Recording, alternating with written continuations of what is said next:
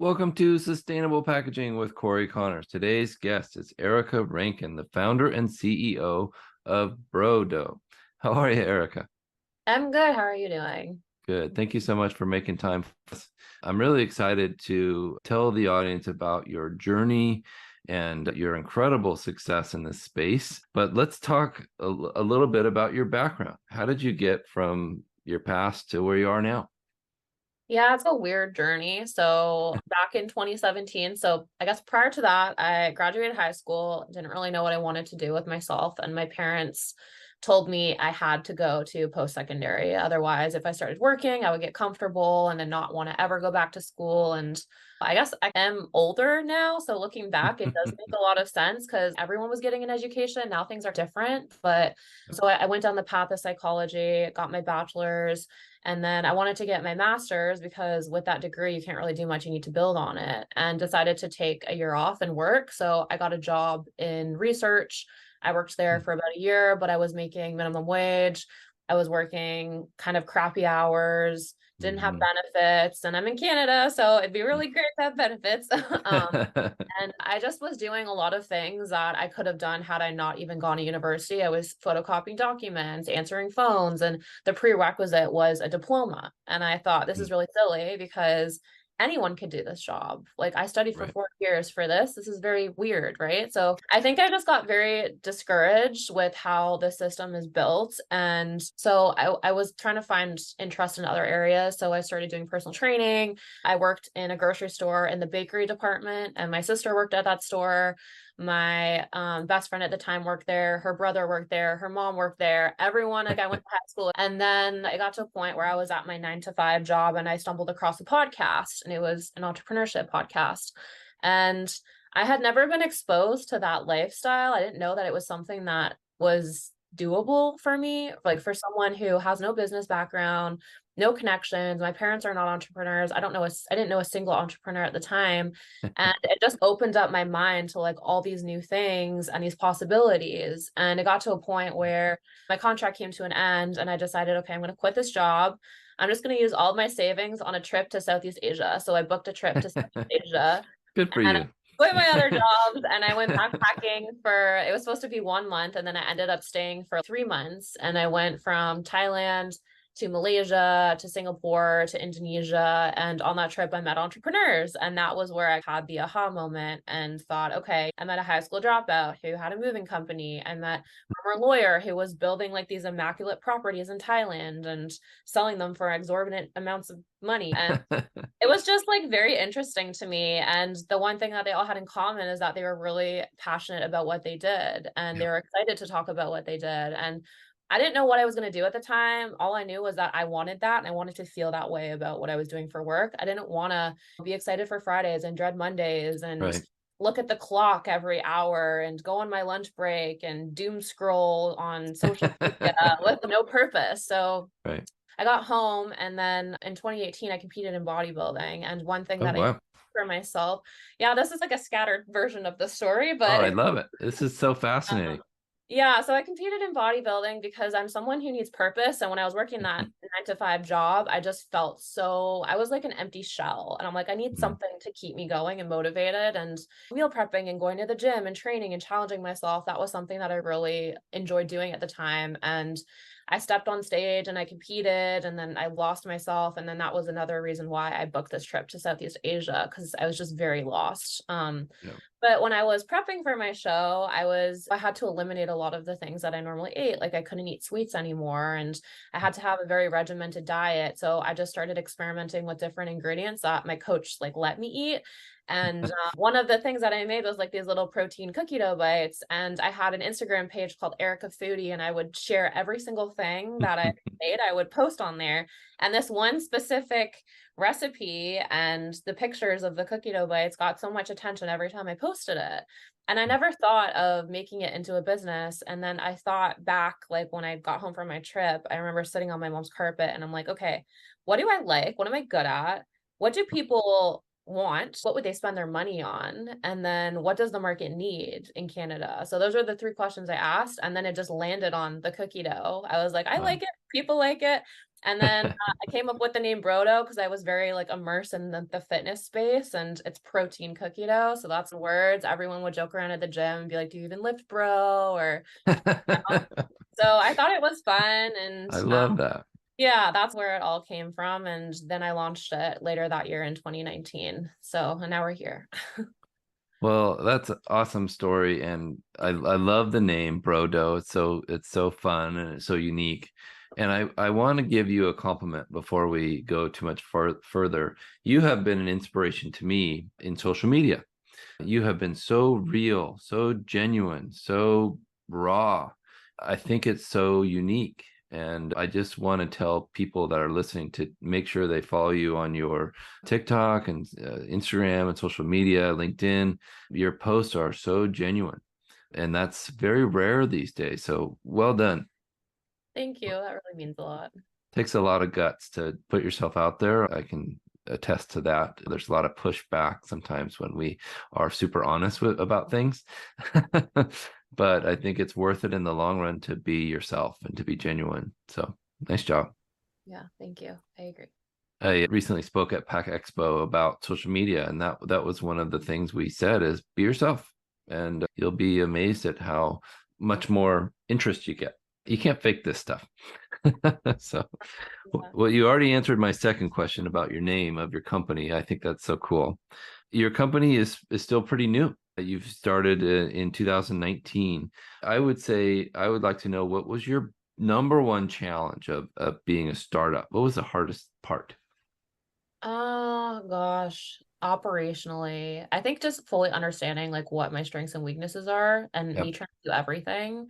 Because when you're a startup, you don't have the resources to hire and get help in the areas that you need help in. So you just have to figure it out on your own. And there were some things that I did because I had to. It was out of necessity, and I probably shouldn't have done them. But at the same time, I learned a lot in doing all of that.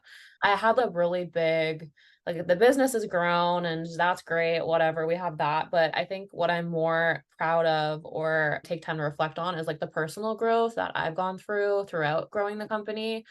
Because in 2019, December 2019, launched the company, really had no freaking clue what I was doing. Told people like what my company name was. They tried Googling it, couldn't find it. And I'm like, oh, what is SEO? Oh crap. What is I have to market it? And I had no idea. And one thing that I really struggled with was delegating. Yep. For 2 years, like over 2 years, I was doing everything myself. And I was waking up at 4 a.m., picking, packing, shipping orders and answering customer emails and managing social media and going to the kitchen for 8 hours at a time. And I had the opportunity to get help, but I always turned it down because I thought, no, I can do it myself. And once I started allowing people to come in and support me, it was a complete game changer. And Yeah. I had my friend come in and help me make cookie dough in the kitchen one night, and we did double the amount of jars. Mhm. And I just stepped back and looked at everything, and I'm like, wow, why did it take me so long to just get over the fear of letting someone in and helping? Because Yep. it really did make a huge difference for the business. And from that point forward, I thought, okay, if I want to grow this thing, I have to delegate a lot of stuff because my wheels are just going to keep spinning. And I think a lot of founders have that problem. It's like founder syndrome. Like no Yep. one's scoop this cookie dough the best or screw on the lid the tightest. Like everyone Yep. thinks that they're the best, they can do the best job, but you can't grow a company that way. I think you're exactly right. It's a very common. I'm guilty of the same. Oh, nobody could do this the same as me. I need to do all of this.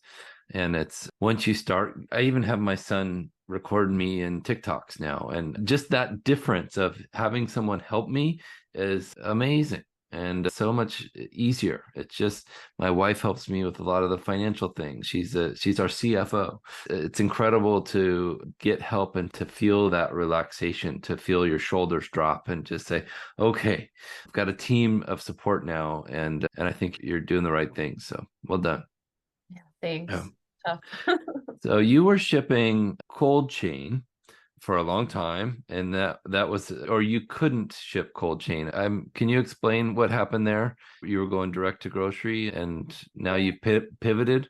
Yeah. Yeah, I have gone through a lot of changes with the business. So you don't know what you don't know. And I didn't really go into this with a business mindset. I didn't think, oh, this is gonna make me good money. These are gonna be good margins. This is a good business model. I never looked at it that way. It was like, I really am passionate about this and I like it and people like it and it's gonna work. And I am not a math like girly. Like I'm not to fall into the stereotype, but I'm just not good at math. I'm very good at many things, but I'm not good at math, no matter how hard I try. And it is a weakness for me. And one thing that I struggled with was like margins and stuff. And I didn't really Mm. understand how they worked. I do now. I understand now. And I have an operations advisor who helps support me there. But I remember like shipping a perishable product and having no idea what shelf life was and food science and all that stuff. So I was making this stuff in a commercial kitchen. And I remember, so I did direct to consumer for the first 2 years. Mm. And that was pretty much only because I couldn't get into stores because the world flipped upside down and we had a pandemic, grocery stores were closed. I was Yeah. knocking on doors. I got into one store and they shut down, they closed shop. And then I got into this other store, and I think it was like the month after I launched. And I had been a customer of this store, and the owner was really kind. And she's, I'll take a chance on you. We'll order. Oh, wow. I was spending an arm and a leg on packaging supplies first off from Uline, which if anyone's listening, that is like the most painful thing to hear. If you go to Uline, they're very reliable, but they're so expensive. And I had like bubble wrapped all these jars and shipped them to the store, and they did not unwrap them from the bubble wrap. They just put them in the fridge, and then they sent them to their customers. And by the time they got to the customers, they were super spoiled, like Mm. crazy moldy, like they were hairy. And I was getting all these pictures. And this was like within 2 weeks of me launching the business. And I was getting Wow, that's tough. emails. Yeah. And I remember like sitting in my apartment and wondering, what am I gonna do? This is horrible. So I had to replace all those jars. And then it was summertime, and that was like a whole nother experience in itself. Is you get people who put the wrong address in and they don't put the buzzer code, or they're not home, or they go away and they're at their cottage for the weekend and they come back and the product's on the porch in the sun. So Mm. I just took a step back and thought, okay, this is really not working for me, especially as I start to grow and I get more sales, more customers, more problems. So Right. uh, decided to pull back and pivot into retail. And we completely stopped doing direct to consumer and just focused exclusively on retail. And even went through a packaging change because I had a lot of issues with my old packaging. I can relate to that. Yeah, I Yeah. understand. Yeah. So now we do just retail. However, I'm going to be launching shelf stable products that are going to be manufactured in the US online. So we will be Great. sell online. Yeah. So that'll probably be coming like early 2024. Ooh, Um, that's exciting. Let me know when that happens. I'll be your first customer, right? We love cookie dough. yeah. And we're launching, I'm like talking about it now because I'm planning it, but we're going to launch a Kickstarter campaign um Ooh, just to help with the launch of the new product. So what a smart idea. What a way to get influx of cash. Great. yeah. Yeah. Should be. Excellent. Well, your product seems to be a little bit more of a healthy alternative. Is you mentioned you being a bodybuilder and exercising. Is the healthy aspect then the main focus for the company? Yeah, so the one big thing that I really care about as like a founder and a consumer is just like high quality natural ingredients. Like I don't like consuming like artificial sweeteners or dyes or preservatives or any of that stuff. I believe in having like whole foods. And I think sugar is good in moderation, and it depends where it comes from. So like Right. we use maple syrup and dates to sweeten our cookie dough. Our sprinkles are colored with turmeric, spirulina, and paprika. So we still have sugar in our product, but there's added protein, and then the functionality of it just makes it like a healthier way to curb a sweet tooth, basically. That's really cool. And Canadian maple syrup is world renowned. So that Yeah, makes that's what I perfect hear. sense. Everyone's, yeah, that's a real big Canadian selling feature. Tapped from my backyard. That'd be a good video. I'd like to see that. Mhm. Well, let's talk a little bit more about your social media. You've totally blown up on TikTok, and I think you've got almost 200,000 followers. What was the secret there? What did you do that just really made it successful? I think with any social media platform, it's just showing up and Yeah. putting it work and then continuing to show up whether or not you're getting views or not, right? And I got on there in a really prime time where TikTok was still new in 2021 and there Yeah. wasn't a lot of paid posts. So if you go on TikTok now and you scroll, every third or fourth post is a paid post. So you have less opportunity to get organic reach. Yeah. Um, but yeah, anyone who's like looking to grow on any platform, you just have to keep putting out content and then also just add value. That's like the one thing that I always think about whenever I'm creating content, especially on LinkedIn, is okay, is this going to benefit someone? Is Right. this doing anyone any good? Or that's the way that I look at it. And then even just for LinkedIn, I don't recommend posting every day to everyone because it's not sustainable for most people, but I post every day. So that was like a commitment my friends and I made to ourselves. We're like, we're going to post 365 times this year, at least Yeah. 365 times. And so far, like we're both winning that. But then with TikTok, it's just building community, engaging with people too. Like if people are Mhm. commenting, acknowledging them, that you see Yeah. them, talk to them, they're your friends. I think that's the thing that will get you ahead of all the competition, any businesses, if you just have a more personable relationship with your audience, because that is Oh, so hard to find. And big corporations can't do that. They can try as hard as they want, but they can't do that. yeah. Oh, I agree. I love the aspect of responding. Gary Vaynerchuk is one of my inspirations. I don't know if you know him very well or have seen his content, but if you don't have the time to respond to a comment or feel like you're too good for it, it's just not going to work out for you in the long run. I agree with you 100%. We have to make time for the people that make time for us and say thank you, even if it's just liking their comment. Simple as that. That's so valuable. Yeah, Yeah, well it's said. reciprocation for sure. Do you go live when you're doing your packing out or anything like that?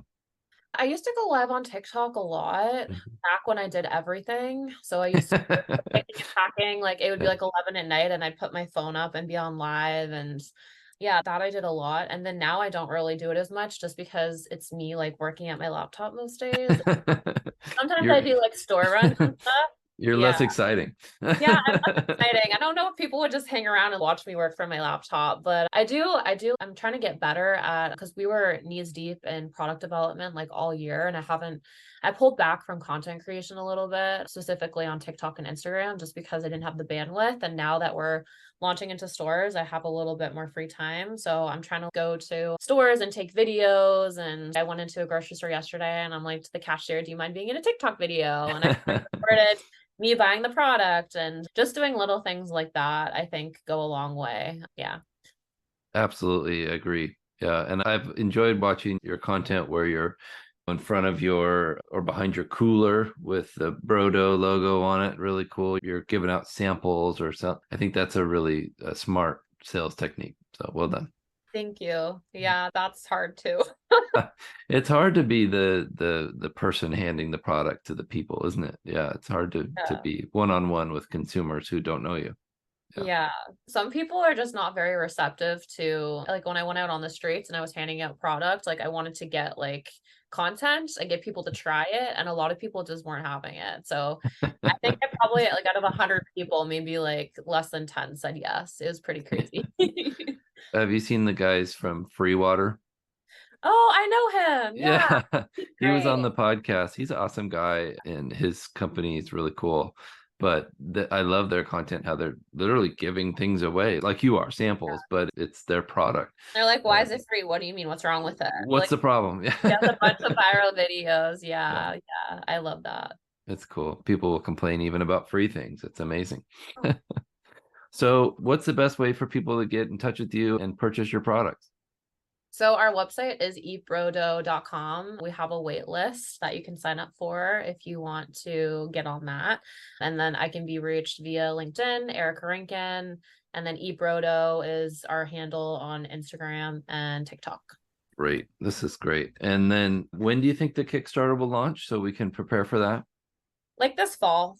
I'm just gonna keep it at that. Yeah. Okay, that's fair. Things take a little longer than you hope, but Yeah, let me sure. know and we'll launch this kind of at the same time if you want. So Yeah. you can get some promotion that way.